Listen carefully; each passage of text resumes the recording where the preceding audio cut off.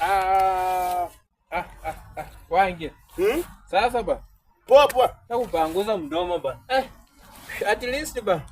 At least nini? Ni saa 7. Saa 7?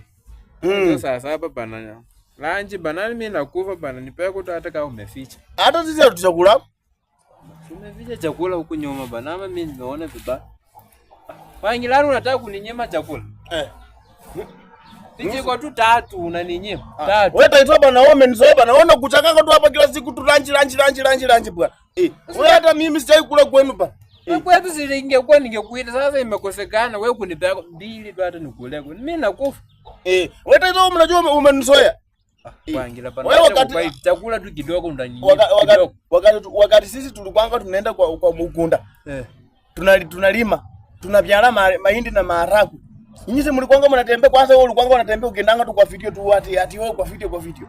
Sasa Wangi hakuna shamba ningelima ni.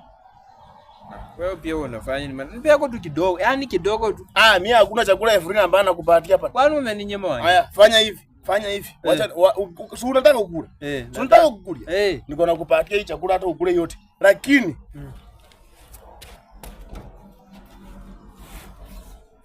nitakupika.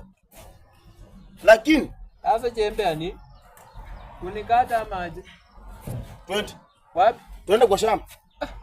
Yaani Wangi nilime ndo nipe kwa chakula. Twende kwa shamba ulime ndo mimi nikupatie chakula. Twende. Nipe. Nakupatia. Leta twende. Wewe unataka na shida. Twende.